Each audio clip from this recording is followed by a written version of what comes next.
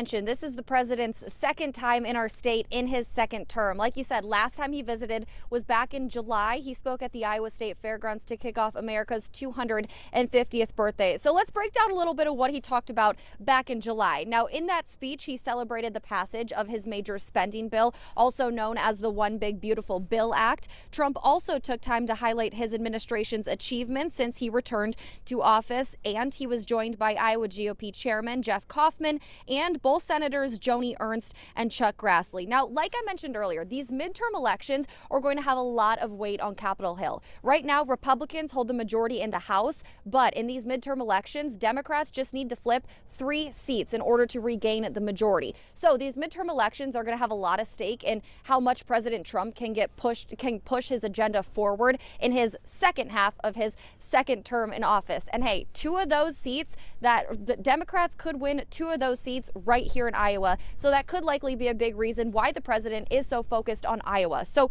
the 1st congressional district and 3rd congressional district seats in Iowa are some key races that Democrats are hoping to win. In Iowa's 3rd congressional district seat, Republican Representative Zach Nunn is hoping to keep that seat red. Meanwhile, Republican Representative Marionette Miller Meeks is being challenged for the 3rd time by Democratic candidate Christina Bohannon. That is a race that is being categorized as a toss-up. We have seen that race in the past come down to singular votes setting those candidates apart. It's been a similar story with Zach Nunn as well and his race. Both of those 2 seats have come down to the wire. So those are seats that Democrats are absolutely focused on, and Republicans. They're vital seats to win for who could have the majority in the House. Also, if you're going to be in Clive anywhere today, I want to give you a quick heads up. Northwest 100th Street between Hickman Road and Swanson Boulevard will be closed from noon to 5. So people attending the event should approach from the south via Northwest 100th or Swanson, and the parking is going to be at the Revision Church. There will also be a designated free speech zone for people who wish to protest. So like I said, a lot of eyes are going to be on Horizon Event Center in Clive this week, or today specifically. Local 5's in your corner all day long. Joseph. And Dana, speaking of protests, do we know if there are any major protests that are planned? What do people need to know about that? Yeah, so there are several groups that are planning to protest the president today.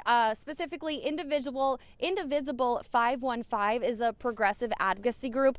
They're planning to be here to protest the Trump administration's actions up in Minnesota. And if you also plan to come out and protest, the city of Clive asks you to be respectful of others, stay on public property, and respect the surrounding neighborhoods. So, like I said, crews will be following the protest. I'll be inside at the speech, covering it all throughout the day. We'll have teams watching Air Force One land, so make sure you guys stay with Local 5 all day long. But for now, I'm live in Clive. Dana Searles, Local 5 News.